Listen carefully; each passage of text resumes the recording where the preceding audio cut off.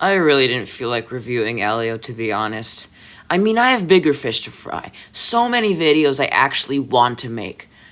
But anyway, I saw this movie I had no interest in seeing because I hoped that Pixar would surprise me and that this would be an unexpected gem. Because I like going in with an open mind and my expectations for a movie aren't always right. I didn't think Elemental was going to be good and it was amazing. I didn't think The Incredibles was going to be good and it was great.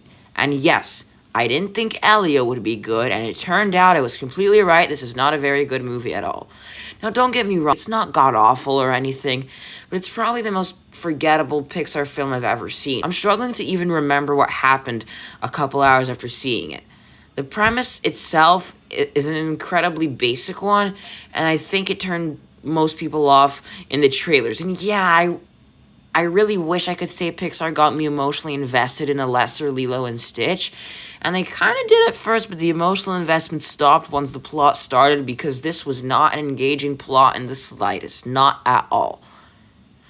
I've seen unprofessional films that were much better written and more engaging than this multi-million-dollar feature film. I have two major problems with the movie. The first one is that I did not laugh that much. This might be a first for a Pixar movie. The movie is startlingly unfunny, and it didn't have a strong enough emotional core or interesting enough world to make up for that like Elemental did. And even Elemental was a little funny. It's so weird to come out of a Pixar movie with no comedic takeaways, but that's just the way it is now, I guess. My second major issue is that I genuinely couldn't stand the Elio character. I get that he's supposed to be annoying, but they take it way too far in a number of ways. There's no reason for him to spy on his aunt's meeting. I actually really enjoyed Glorden as a character, and I wish he was paired with a less obnoxious main character, because then I might have actually had a good time with the movie. But in addition to that problem, so many plot developments feel forced and contrived to an absurd degree. I remember rolling my eyes at the way the conflict was resolved.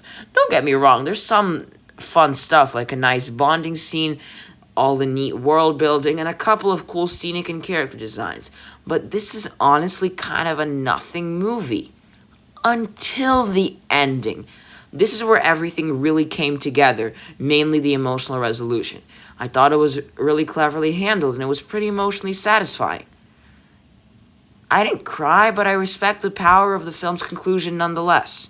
This movie had good intentions, but I can't really give this first draft of a good idea points for only really finding its footing during the ending. If this movie had more time in the oven, it could have been something special. But Pixar is now just another piece of the corporate Disney machine. Maybe Pixar will eventually turn around and make a good movie again. But as for this movie, I was not amused, and I recommend just waiting for it to come out on Disney+. Honestly, that's probably where they should have released it in the first place. I'm giving it a 4 out of 10, and I don't anticipate ever having a reason to think about it again.